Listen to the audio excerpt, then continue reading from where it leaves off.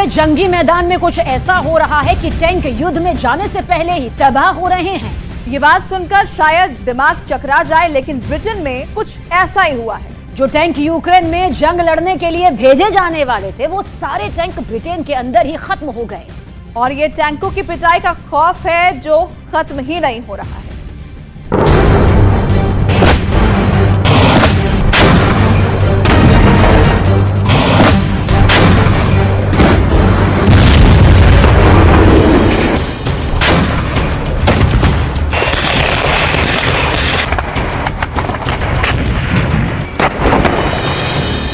Putin का खौफ क्या है? पुतिन के टैंकों की दहशत कैसी है? इन सवालों का जवाब ब्रिटेन से आ रही एक खबर में छुपा हुआ है, जिसमें दावा यह किया गया है कि ब्रिटेन अपने दर्जनों चैलेंजर 2 टैंकों को खुद ही नष्ट कर दे रहा है। ये बात सुनकर शायद आपके होश उड़ गए होंगे। आखिर कोई देश खुद ही अपने टैंकों को क्यों नष्ट कर देगा? लेकिन ये बात एकदम सच है। नेटो के टैंक पुतिन के खतरनाक टैंकों से इस कदर पिट रहे हैं कि पुतिन के विरोधियों को अजीबोगरीब फैसले लेने पड़ रहे हैं। दावा यह किया जा रहा है कि ब्रिटेन के रक्षा मंत्रालय ने कथित तौर पर दर्जनों चैलेंजर 2 मुख्य युद्धक टैंक नष्ट कर दिए हैं। ये वो टैंक हैं जिनको पहले यूक्रेन में भेजे जाने की चर्चा थी।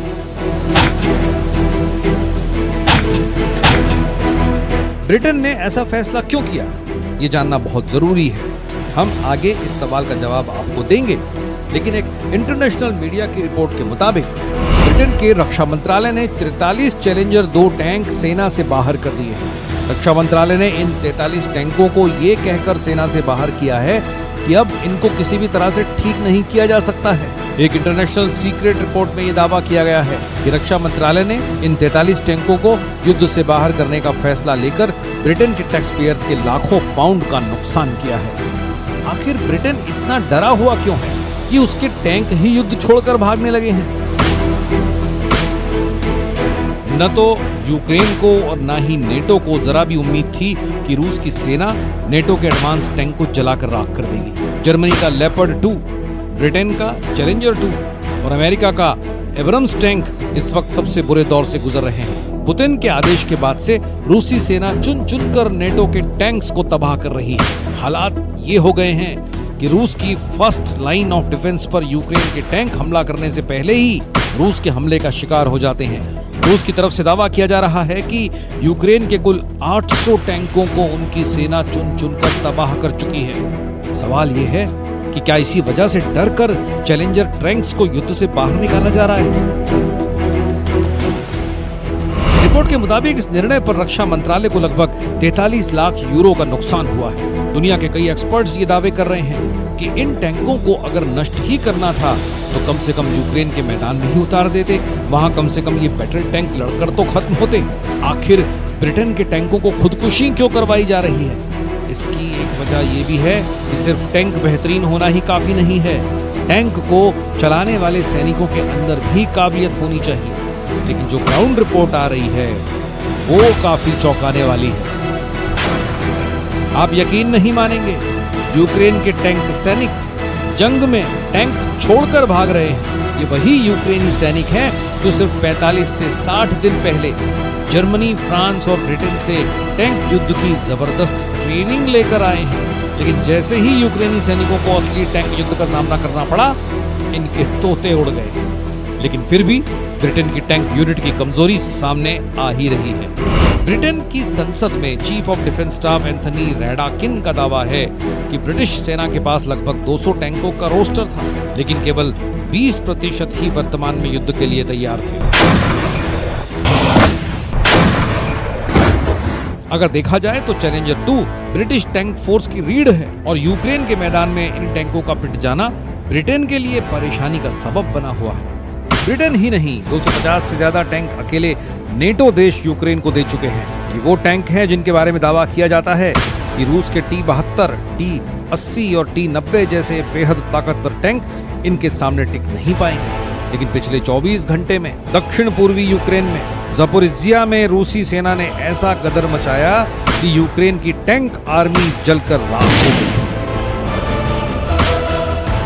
के दावों के मुताबिक जापोरिज्जिया फ्रंट लाइन पर यूक्रेन के 50 से ज्यादा टैंकों ने रूसी सेना पर हमला किया। दावों के मुताबिक रूस की फर्स्ट लाइन ऑफ डिफेंस को यूक्रेन के टैंक सैनिक तोड़ना चाहते थे। इसीलिए चारों दिशाओं की तरफ से यूक्रेन ने अपने और नेटो से मिले टैंकों से एक साथ हमला रूसी सैनिकों पर कर दिया। लेकिन रूसी सेना ने हमले से बचाव करने की बजाय यूक्रेन के टैंकों पर सीधा हमला कर दिया। रूसी सैनिकों ने एंटी टैंक मिसाइल और बमों से यूक्रेन के टैंकों पर इतना जबरदस्त वार किया कि देखते देखते रूस के हमले में यूक्रेन के 22 टैंक मौके पर ही जलकर राख हो गए। यूक्रेन को 22 टैंकों का ही नुकसान नहीं हुआ, बल्कि यूक्रेन के 10 बख्तरबंद वाहन भी तबाह हो गए। रूस का दावा है कि 22 टैंकों के अलावा यूक्रेन के 100 टैंक सैनिक भी मौके पर ही मारे गए हैं। यूक्रेन को ब्रिटेन के द्वारा 28 चैलेंजर टैंक देने की बात हुई थी। कहा जा रहा है कि इसमें 14 टैंक यूक्रेन की धरती पर लड़ने भी गए, लेकिन उनकी बहुत भद्द है। चैलेंजर 2 ब्रिटिश ग्राउंड फोर्सेस के लिए प्राथमिक युद्धक टैंक के रूप में काम करता है और इसका निर्माण 1994 और 2009 के बीच किया गया था। ब्रिटेन ने 400 से अधिक टैंकों का उत्पादन किया था और हर टैंक में 120 मिलीमीटर राइफल वाली तोप और 52 का शेल स्टॉक है। टैंकों की लंबाई लगभग 27 फीट और ऊंचाई 8 फीट है। टैंकों में विशाल V12 डीजल इंजन लगा है जो 1200 ब्रेकिंग हॉर्स पावर पैदा करता है। चैलेंजर 2 तीसरी पीढ़ी का युद्धक टैंक है जो रूस के T-80 और T-90 टैंक का सामना करने के लिए बनाया गया।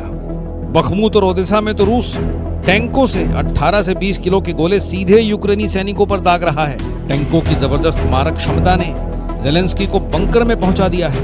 रूसी टैंकों के हमलों से जुड़ी इस हैरान करने वाली जानकारी को जरा आप भी समझिए कि क्यों रूस को टैंक युद्ध में यूक्रेन और नेटो नहीं हरा सकते। इसी को लेकर यूक्रेन की हालत गंभीर है। रूस अब 3000 टैंकों से एक साथ पूर्वी यूक्रेन पर हमला कर रहा है। हैरानी की बात तो यह है कि रूस के पास 10,200 टैंक होने का दावा किया जा रहा है। गूगल मैप्स से ली गई तस्वीरों के मुताबिक रूस के यूराल पर्वतों पर 19 टैंक बेस हैं, जहां 2299 टैंक ऊपर से ही देखे जा सकते हैं, जबकि यूराल जैसे कई और बेस पर रूस के 10,000 से ज्यादा टैंक होने का अनुमान लगाया गया है। दावों के मुताबिक रूस के पास अभी भी हजारों T-72 टैंक हैं, जबकि 3000 T-80 टैंक रूस के पास अभी भी बताए जा रहे हैं। यहाँ तक कि रूस के पास 200 T-90 टैंक हमले के लिए तैयार हैं। ऐसी हालत में टैंक युद्ध में अब यूक्रेन रूस का मुकाबला कैसे करेगा?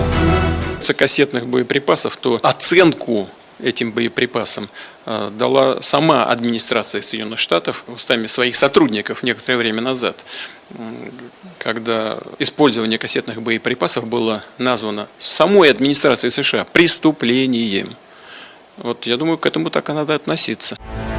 इसके अलावा रूसी सेना ने 350 वर्ग किलोमीटर में फैले खार्किव शहर और कस्बों पर ट्रिपल अटैक किया है। 1 लाख सैनिकों के साथ 900 टैंकों के अलावा रूस के तोपखाने ने खार्किव के चीथड़े उड़ाकर रख दिए हैं। जानकारी के मुताबिक लिमन और कुपियांस्क में रूस ने 555 तोपों से हमले शुरू कर दिए हैं, जबकि रूस की rocket army 370 MLRS rocket system से दिन रात हमले कर रही है। खबर के मुताबिक रूस के तोपखाने और रॉकेट आर्मी ने खार्किव के लिमन और कुपियांस्क में यूक्रेनी सेना को तबाह करके रख दिया है। इन इलाकों का रूसी सेना ने वही हाल किया है जो ओडेसा और मिकोलाइव का किया है। Различного вооружения, в том числе 10 танков «Леопард», 11 американских БМП «Брэдли», 40 американских артиллерийских систем М777 и 50 самоходных артиллерийских установок из Великобритании, США, Германии, Франции и Польши. Очевидно, что поставляемое западное вооружение не приводит к успехам на поле боя, а только затягивает военный конфликт. कुल मिलाकर ये साफ हो चुका है कि यूक्रेन के मैदान में रूस हर तरफ से हावी होता जा रहा है।